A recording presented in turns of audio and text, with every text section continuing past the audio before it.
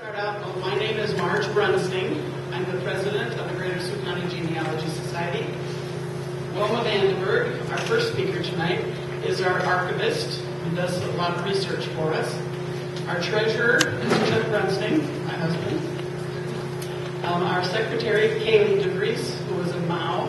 DeVries is in the Black Hills, I think, so she's not here. Our vice president is Bart Topp, who's sitting right over there. Tonight's program, like I said, is Sioux Center. We usually start out by seeing what kind of connection you have to Sioux Center. It's a little hard to hear in there, but if you yell loudly, maybe they'll hear you. I married into Sioux County. I live here now, otherwise I don't have any connection to Sioux Center. Chuck? I'm from Sioux Center, and I live here. But he was originally from Hall. But he's a shirt-tail relative to Reverend Brunsting that everybody knew. I'm married to Te Grotenhuis, born Orange City, high school education, everything, Sioux Center. So this has been my home. Bruce Rocker, born in Sioux Center, retired from Orange City, and I'm with the Heritage Cemetery Committee of Orange City, preserving headstones in the oldest section of Orange City Cemetery. Certified genealogist from Minneapolis coming down to speak for us. His name is Jay Falmkert, and he's going to talk about all the people from Triskelion Island, just off the coast of Friesland, that came to Sioux County, and how they came, and all the names of the families involved. He said you'll find it pretty interesting. So I hope to see a lot of you there at the library. That'll be at 7 o'clock at the library, not out here. So our first speaker tonight is Wilma Vande Berg.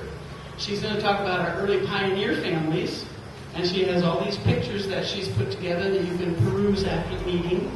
So Wilma, I'll give it to you.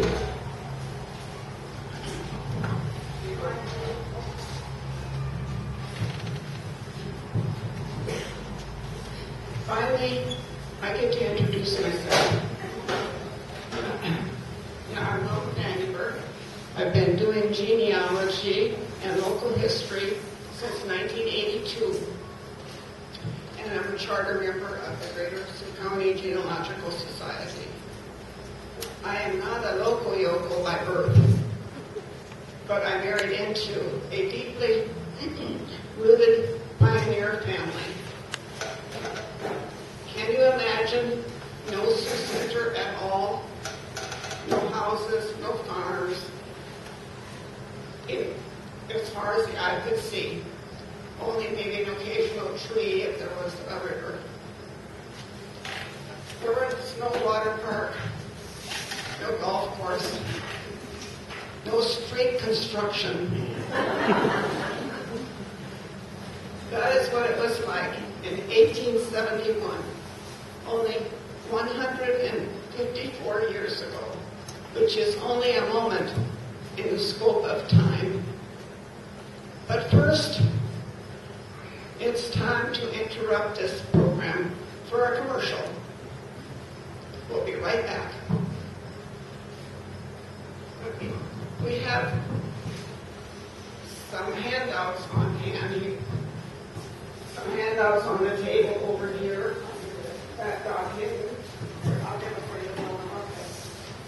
One of them is a list of research sites where you can do research on, and the other is a general information sheet on our Genealogical Society. You're welcome to pick up a copy.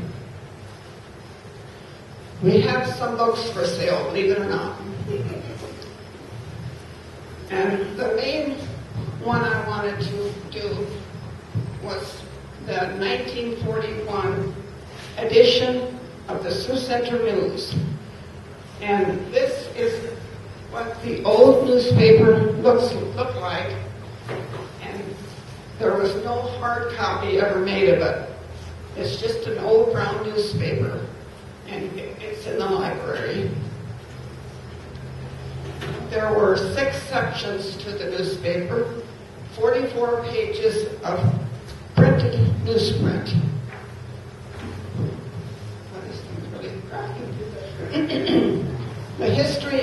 issue many of the Sioux Center books that came about later. It has quite a few new features in it. It's got pictures of the parade, and it's got every name index in the back, and an index on businesses and businesses, organizations, and churches. You can buy that book for $25. But wait, you can get your choice of several other books, or one of several other books, if you buy the 41 edition book. So you can have a choice of about 3 different books, free.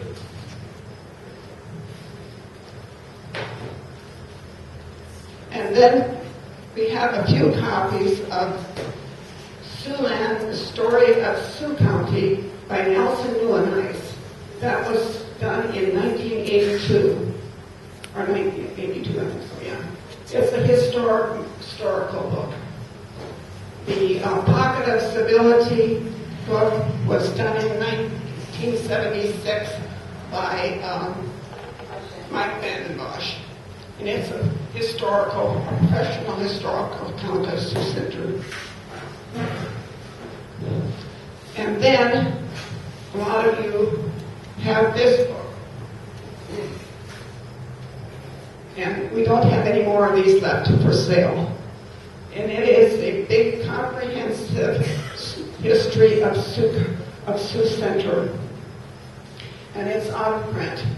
You can possibly find one online on eBay, or Amazon, or antique store, or something like that. The library has, yeah. Okay. That was done in 1991. And in 1991, I did 4 paintings of street scenes in Sioux Center. And they hung in the library for quite a while. The 3 of them were of street scenes of Sioux Center, and one of them was sort of an imaginary one with a train and a depot. The bottom 2 represent a prairie farm, much like what my husband's great-grandparents lived on when they first came to the Sioux Center spot. And the other one was a house another set of great-grandparents built in 1880.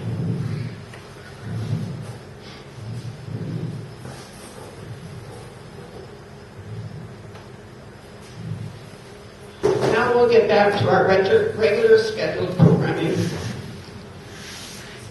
Just think what all has taken place since the 5 covered wagons called prairie schooners started out from Greenleafton, Minnesota, which was a small Dutch settlement in southern Minnesota, about directly south from Rochester. 5 families took their earthly possessions, some food, livestock, and they trudged along paths and along rivers, through the prairie, through sloughs, for a month.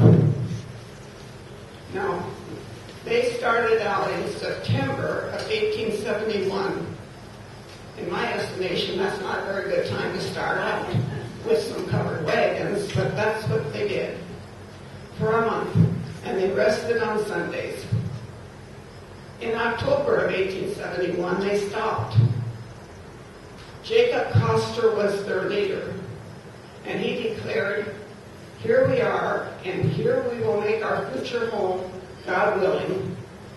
That spot was the location about where the parking lot of the library is at present. With winter setting in, it was high time to stop and hunker down. They made dugouts in the ground for homes. They harvested the prairie grass for their livestock, for which they have made makeshift shelters. and barely survive on the food that they had along with their livestock provisions. It was a long, hard winter with large families living in dugouts and shanties. Briefly, I will describe the first 5 families. Included were some 32 to 34 people. I could stand here and relay all of what is to be known about them, but it would take a very long time. Please go to our website and check the biographies done on these families and the family histories that were done in the 1991 book. We also have obits about all these families online. In fact, we're up to about 50,000 obits on our webpage. And that is people that have had some connection to Sioux Center, like birth, marriage, death, and so forth. The leader of the caravan was Jacob Coster. You can point to him when you put it up. Right there. This guy. His wife was Macha Dimas. They started out to America in 1866, and they first went to East Olive, Michigan. And there, the Van Eyck family and the Dimas family joined them in 1867. Now, all 3 families were related, but in Michigan, at that place, they didn't have very good farmland. So they decided they would go west to Greenleafton, Minnesota, where there was a small Dutch settlement. One of the persons died at Greenleafton, and the other 2 families, they came with the wagon train.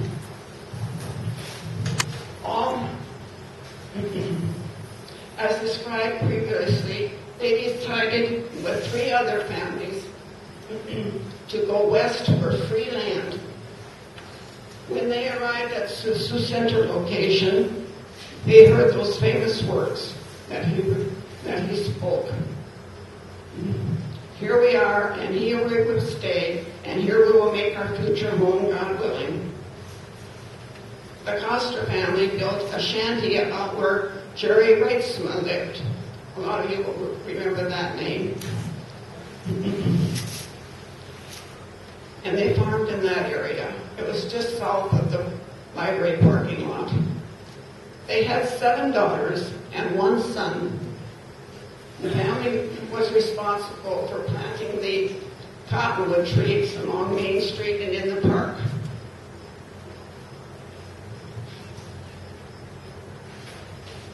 Their daughter was tragically killed in a fire. Her father had built a backfire around their homestead to protect the buildings from getting devoured by prairie fires. And the little girl brushed along a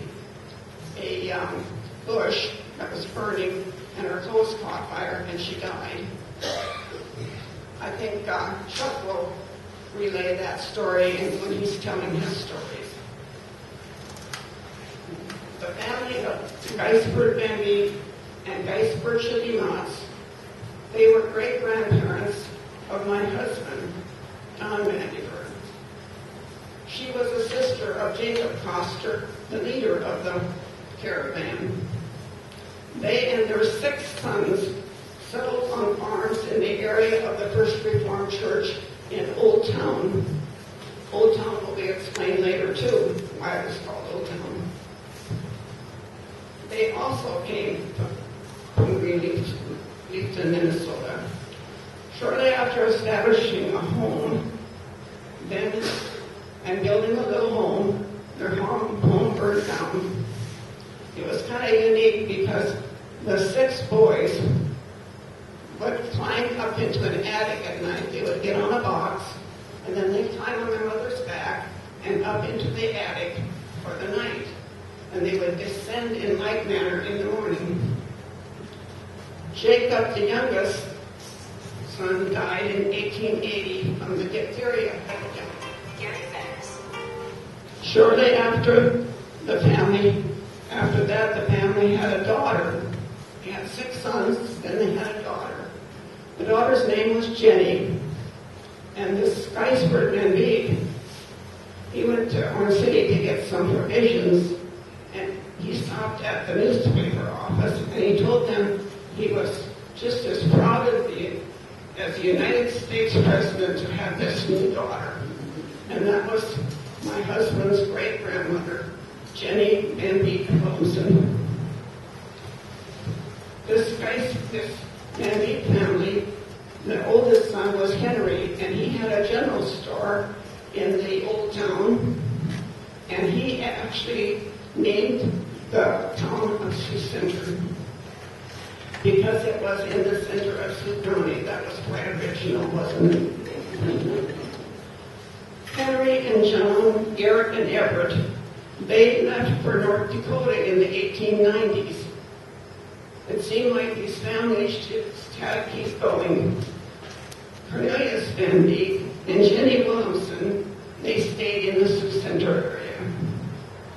The next family is Garrett Kimber's family.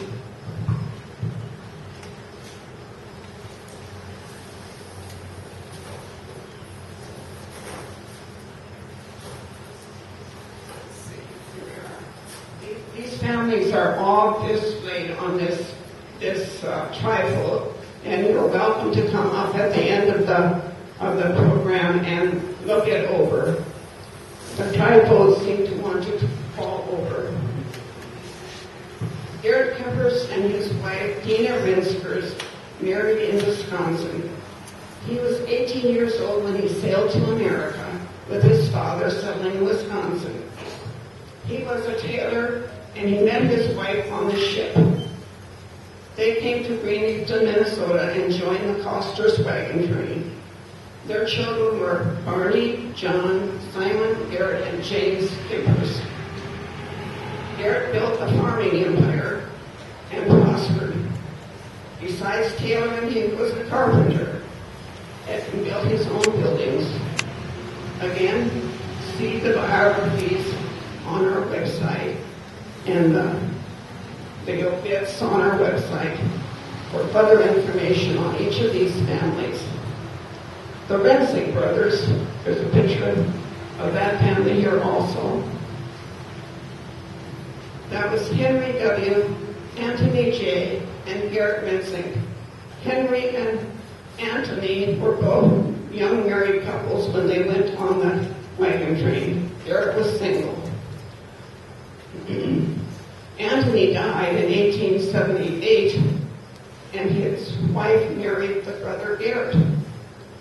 So when you're looking up information on that family, it gets rather tangled. So you're good to go online again and read the biography and read the book, the story that was in the 1991 Centennial book that was written by Fanny Scott.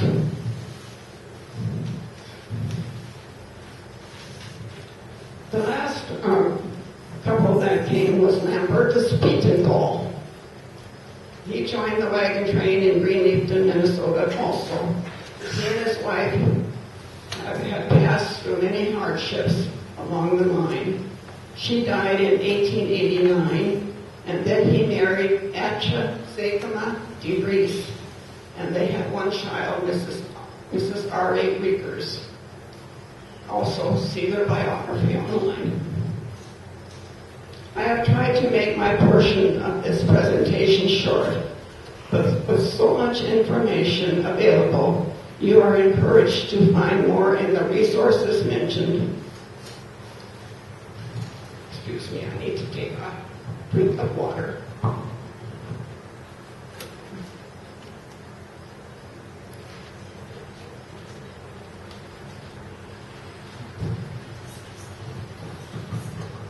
After the first 5 families arrived, the floodgates opened, and in the next few years, some more families' names settled in the Sioux Center area.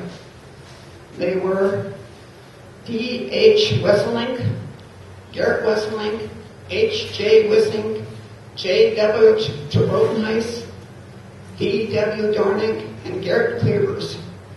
The next wave of settlers came mostly from Alto and Waupun, Wisconsin. They were Sander and Peter Scott, Art and Johannes Franken, Tunis Weinenberg, Ivert Vande Berg, Jacob Vermeer, H.W. Deernick, and John Vande Berg, and his wife Wilhelmina Steen, also great-grandparents of my husband. So you see, the roots in Sioux Center in our family ran rather deep.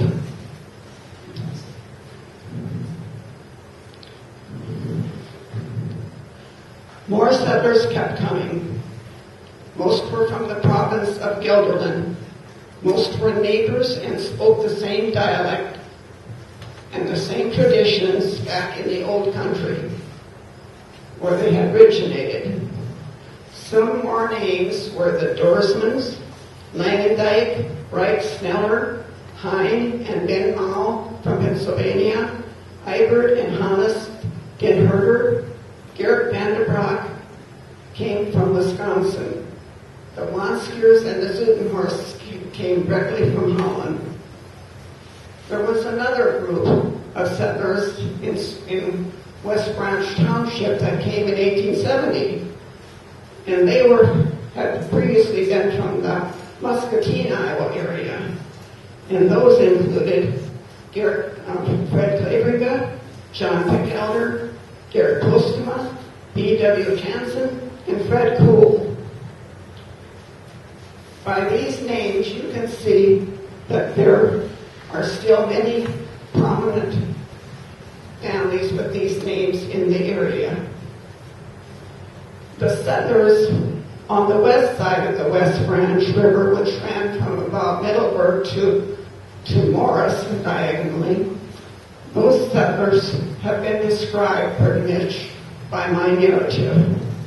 The ones that lived on the east side of the West Branch, they came mostly from the Pella area and settled in Burn City. And they were mostly from the southern provinces of the Netherlands. There arose a line of demarcation between the classes of Dutch settlers. Chuck will explain that further too. And I think that concludes my portion. Feel free when the program is over to come up here and look at all of the photographs of the early Sioux Center. There's some over here. And I think that does it for me.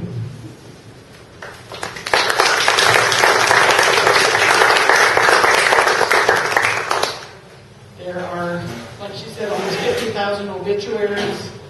There are cemetery lists. There's early births, according to some book by Dr. Dupre, I think. And there's just a whole lot of, some church records, a whole lot of stuff. And then almost all the old newspapers from Sioux County are on website. Not that website, but on one. It's called SiouxCounty.advantagepreservation.com. But if you just put Sioux County Newspaper Archives, it pops up. You can Google that. And you can search by name, by year, by which newspaper, Rock Valley Bee, Sioux County Capital, whatever. And then, of course, Ancestry.com, but that'll cost you money. Most of the same stuff is on FamilySearch.org, which is also run by the Mormons, like Ancestry is, but it's free. You have to set up an account and a password, but it doesn't cost you anything. And then a great one for doing Dutch research is Wiewaswee, which is WIEWASWIE.NL. That's all Dutch records. They have fantastic records for marriage, births, death, baptism records. Just remember, if you're searching a female, they are always listed by their maiden name. Even when they die, it's by their maiden name. They'll have their relative with their husband's name. And then there's a genealogy online. That's Dutch genealogy, but it's submitted by people, so have to be a little careful. It may or may not be correct.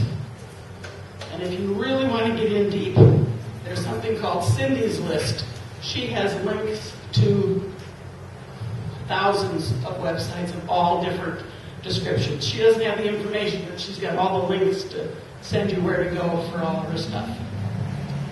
Okay, now here's Chuck, native of Hall, but transplanted to Sioux Center. Yes. Okay, I'm going to start out here with going back to the prairie. As Wilma said, there was nothing in the prairie. That's what it looks like. As a matter of fact, if you have your imagination, you can see Main Street, Sioux Center, right across there. Okay, down in the bottom part over there is Central Park.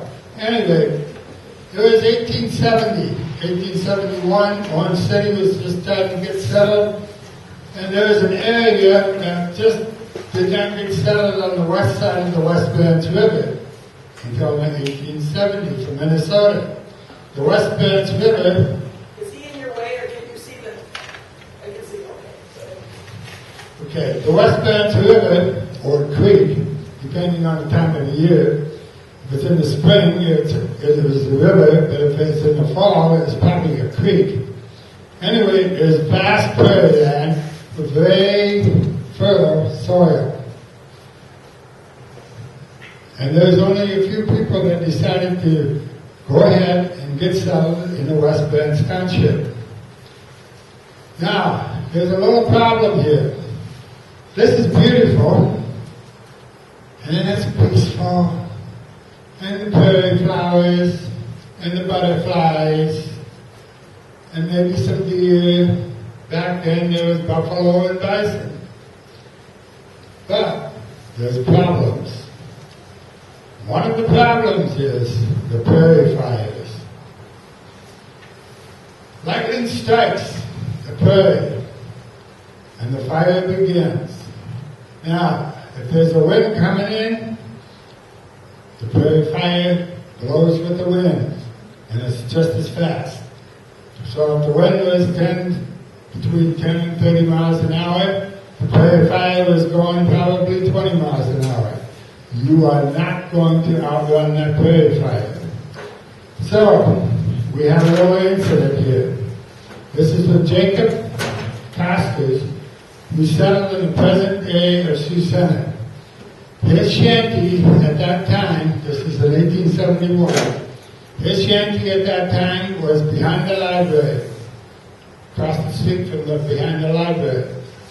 Okay, his daughter was playing around where, as we know today, is Central Reformed Church. The prairie fire came in from the south. By the time they realized the fire is coming, they tried to run and rescue the daughter, but it was too late. The prairie fire all of a sudden just came up and just whoosh. And she got caught in the fire. She got burnt really bad. She lived only for 3 days, with a lot of pain and agony for 3 miserable days. She was the first person to be buried in the Sioux Center Cemetery. Another danger was the snowstorms.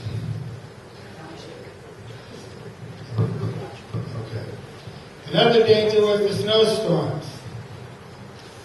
And it snowed indeed. Out on the prairie, there's nothing to stop the snow. And it could snow for 3, 4, maybe even 5 days straight. Now, if the kids were in school, they would be really happy. But this is trouble for the pioneers that lived here. You get that much snow, and you're talking feet, not inches. Okay, you get that much snow, and you're stuck in your shanty. You dug your way out to feed the livestock, and then after that, it would take weeks of shoveling, plowing through, just to get to your neighbors, and then with the neighbors, they share each other's supplies in order to survive until they could finally make their way to either one city or the Mars, where they could get supplies. Next picture. Oh yeah. That gives you an example of how deep the snow could be. Okay, now, next thing was in 1873, the grasshopper days.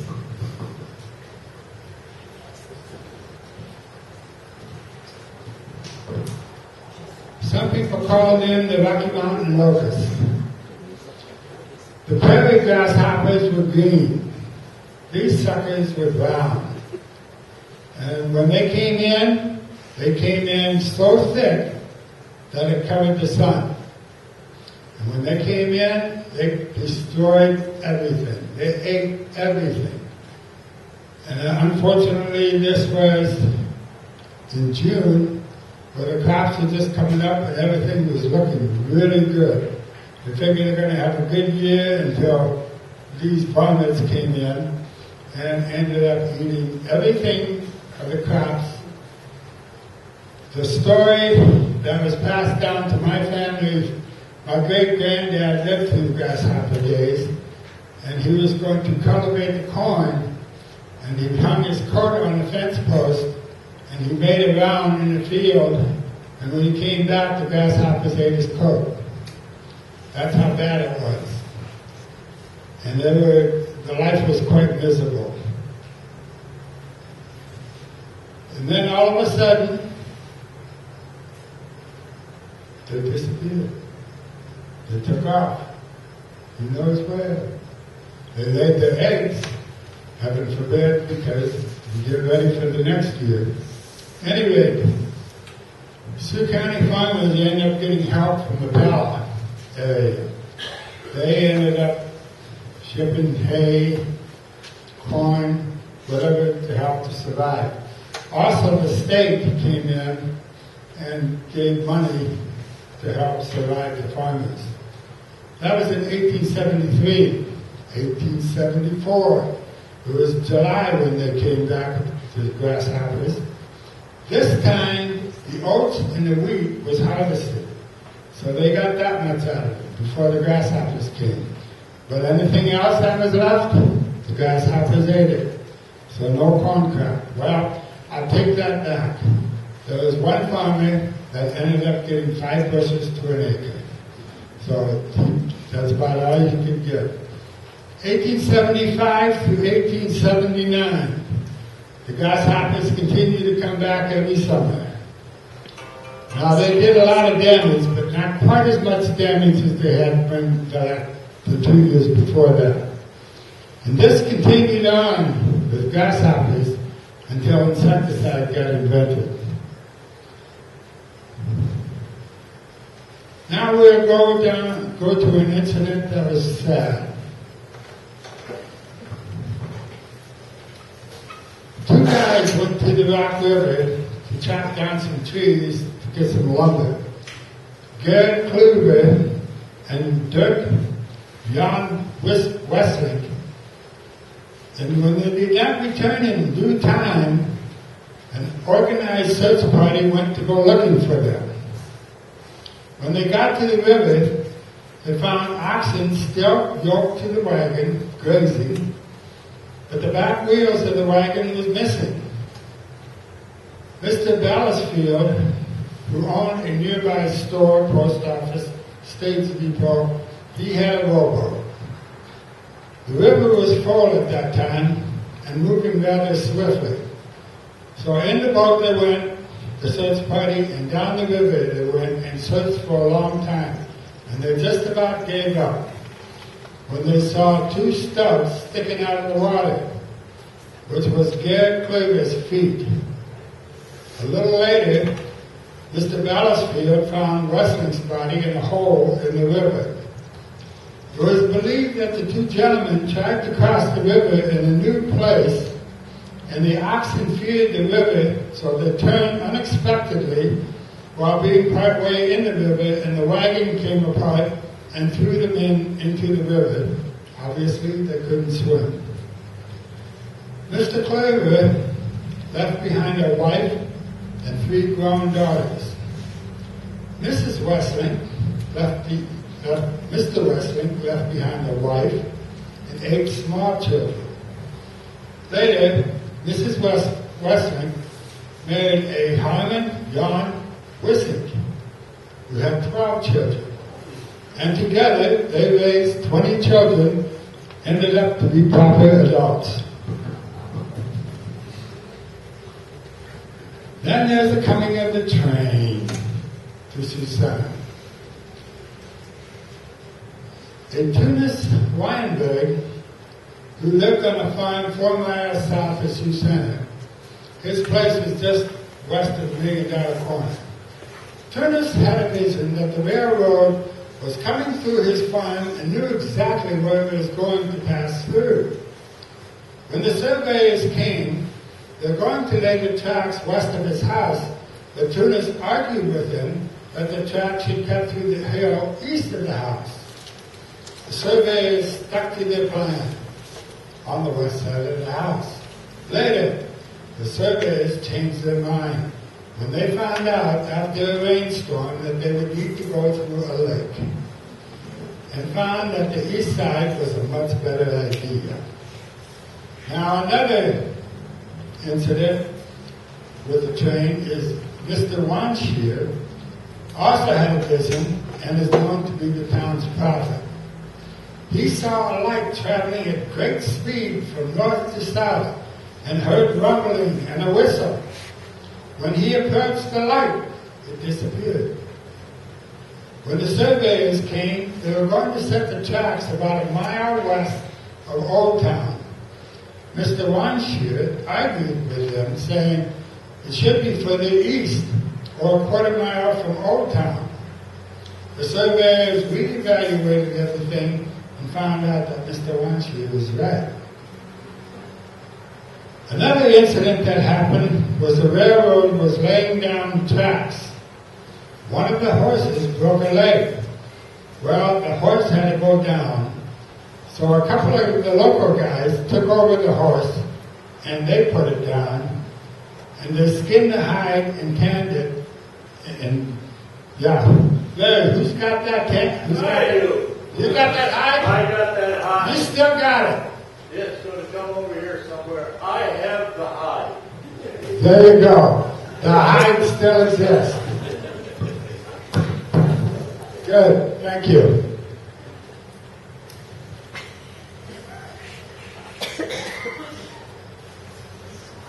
Okay. Now, here's another story.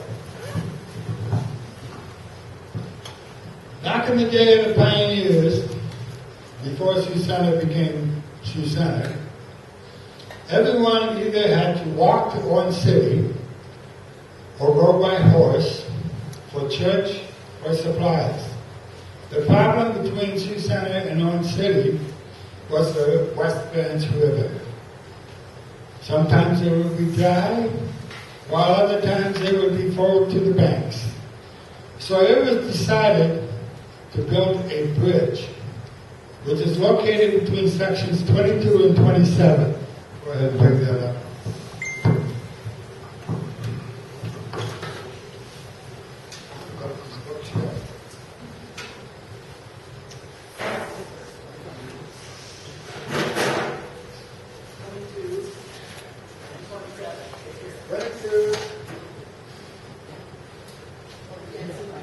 Yeah, it is. 22 and 27. They said it was right here. So, Gabriel thinks a little bit. Anyway, that's where, supposedly, that's where the bridge is.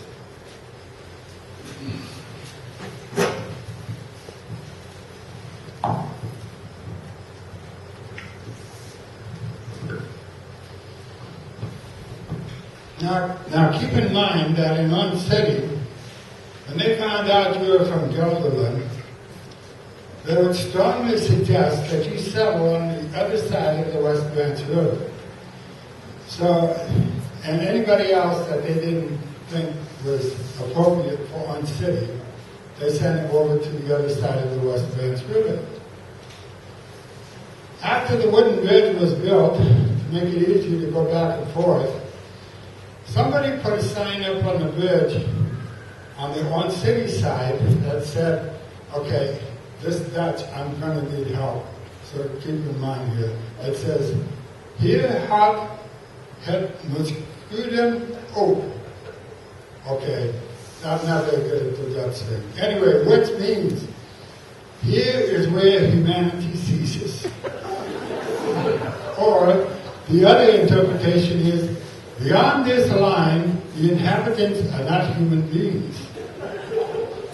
Since that time, there has always been a rival between Orange City and Sioux Center. One more thing. In the early pioneer days, everyone had to go to Lamar's. That was before Orange City even completely got established. And one of the pioneers from here had to go to Lamar's and he needed some eggs. Well, he spoke Dutch. Everybody in Lamar spoke English, and they had a problem called communication. They couldn't figure out how to communicate. Well, finally, he had to imitate a chicken. And they finally figured out that he needed the eggs. Lo and behold, he started the chicken dance. That's it.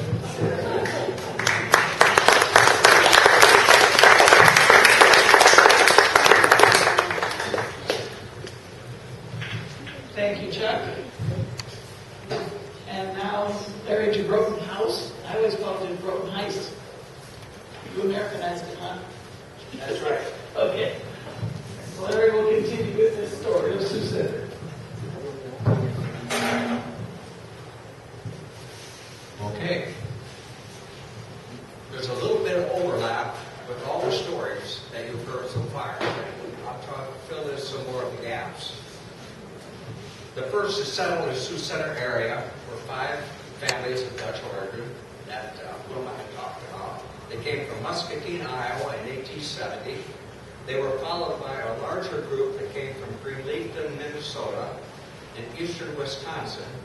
And then later, a larger group came from the province of Gelderland in the Netherlands. And then we also have some priest families come in. Okay? Yeah. The Postal Service began officially on March 27 of 1873. And the name spelled Sioux Center. The center was spelled with an R-E at the end. Okay? Then,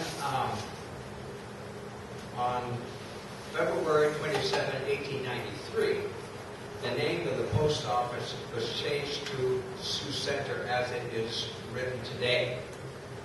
The first postmaster was John Peckelder, and he was succeeded by Fred Claveriga, and the post office was in the house. Okay? So Fred obviously moved into John's house after he retired. On May 17, 1877, 15 homesteaders gathered at a schoolhouse in Section 11, West Branch Township, to organize into a church congregation. The group chose the name of the First Reformed Church of the West Branch. Reverend Stein Boltz and H. Mullenberg and Elbert from Orange City represented the classes of Illinois because it wasn't the classes of Iowa at that time. The congregation met in a schoolhouse until a building of their own could be built. A site for the church was purchased in the northwest corner of Section 9 of the West Branch Township. 20 acres cost $100, and this place became the location of Old Sioux Center. In July of 1880, Reverend James Dupree from Michigan became the first resident pastor, and from that time on, as more and more families came to the area, the congregation grew rapidly. In May 1880, Charles Lewis, surveyor, and his deputy, Emmy Lewis, came to survey the church's 20 acres into lots, streets, and blocks. So now the prairie has some organization. Dr. Dupree, or Reverend Dupree, assisted in this work, and the completed plat was recorded in the county courthouse on May 30 of 1881. The official document contains the names of the church consistory, including that of Reverend Dupree, Jacob Koster, Peter and Sandra Scott, Tunis Weinberg, Ebert Vanderbrock, and Hendrik Jan Rudolphs.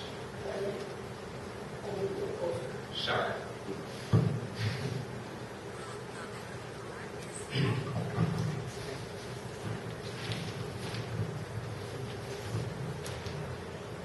During the summer of 1889, the Northern Land Company had its surveyors plat a new township, a mile northwest of the old town. And Chuck talked a little bit about this. The plat, when finished, was filed for and recorded in 1889 and was named North Sioux Center. It was situated partly in Section 4 and Section 5, and the land was purchased by the Northern Land Company. About this time, the railroad also arrived. Track laying crews reached Sioux Center late in November or early December 1889. The people of Old Town were disappointed that the railroad bypassed their town as the track was laid 3/4 of a mile west of the community. Now I've heard 1 mile, 3/4 mile, half mile, so who knows? It was west of the old town. We do know that. The coming of the railroad to Sioux Center was viewed with interest by residents of Orange City, and the following items appeared on the Sioux County Herald for November 29, 1889. Sioux Center is a booming town. There are now 8 business houses, besides 2 boarding houses, 2 lumber yards. Egan and Haas opened a bank. Still and Morgan opened a furniture store. And Vanderploeg is coming from the old town to begin to build a new furniture store. Expect track through by November 29. Probably we'll have a city born that day.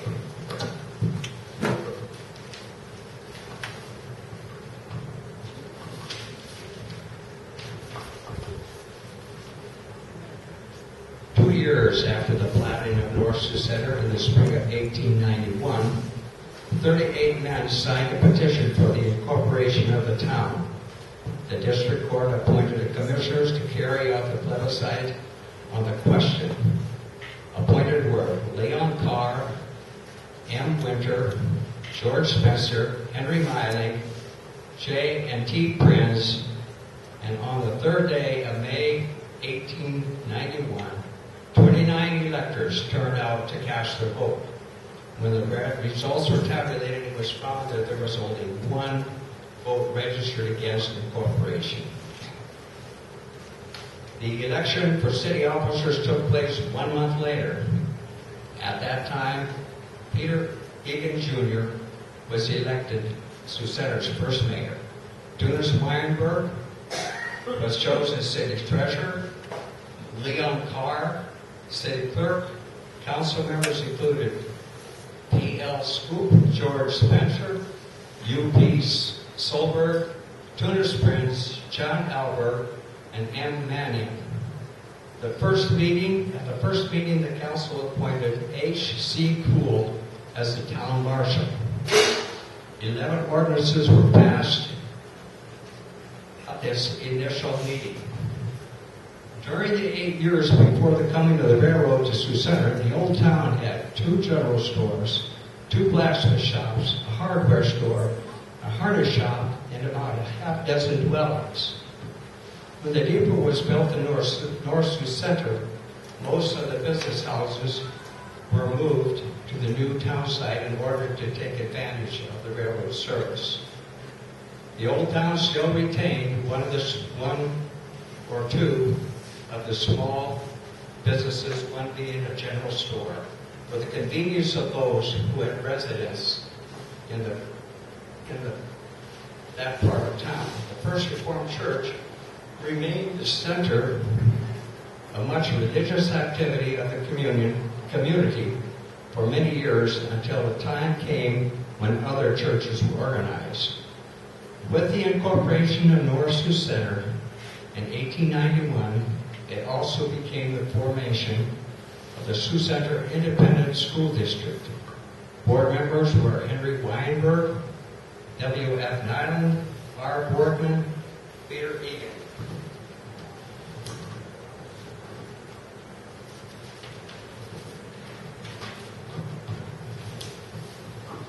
A building was constructed in the summer of 1891, and instruction began with 2 teachers, A.D. Hayes, who served as a principal, and Miss Alice Yoki. 8 grades were taught, and the school term was 7 months. 2 more rooms were added to the building, and more people entered the community. In 1896, the school board introduced a policy of providing free textbooks for pupils, the first district to follow this practice in the county. In 1912, a large 2-story brick schoolhouse was built to accommodate the increasing enrollment. This building provided room for a high school department and graduated its first 4-year class in 1900.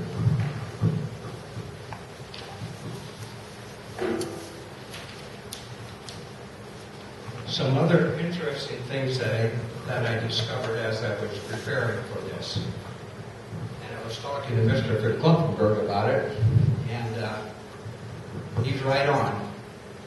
I always thought of Sioux Center as being kind of a quiet, conservative Dutch community. But it wasn't that way. With the railroad coming in, a lot of strange things began to happen. We actually had, Sioux Center had 3 beer halls. And it had a boarding house, as long as a house of ill repute. A lot of things were changing, that it was still predominantly Dutch, but it was starting to become infiltrated. So I thought that was kind of interesting. But for us to be here tonight at the Heritage Village, we have a replica of the West Branch Church that was built from the lumber taken from the First Reformed Church that was taken down to build the new Centerpoint building. If you were to go in that building, it was built the way it was because they used it the first 2 years without any plaster, without any insulation, nothing. So when you go in there and you look at it, you're going to see the square nails that were still used to pull the building together.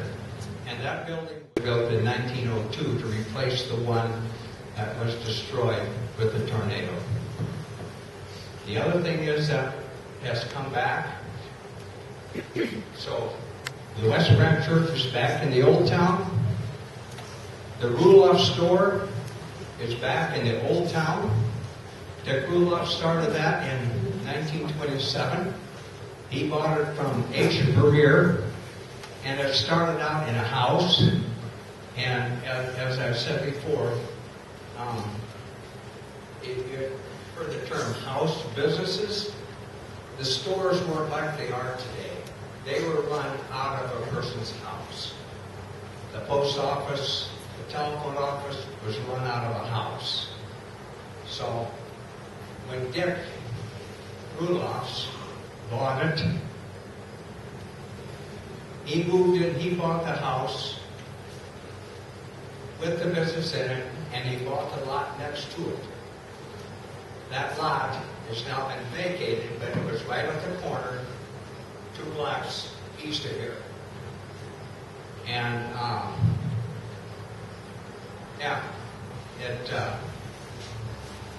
he built a store then, so he could move out of his house, he could live in the whole house. That store was then sold to John Mears, and John Mears ran that store up until 1954. I remember going to that store with my grandma, which lived a block south of that corner. You could get a handful of gumballs for a penny, you know. It's quite something. But, so that is back in the old town. We have the Louis Leather, which is similar to what was a harness shop. We've got a blacksmith shop. So back in the day, competition wasn't that big a deal. It wasn't unusual to have multiples of lumber yards, general stores, harness shops, blacksmith shops. And you could find some places would have a millinery where you could go buy fine clothing and things like that. So, anyhow, anybody have any questions? Very good, thank you.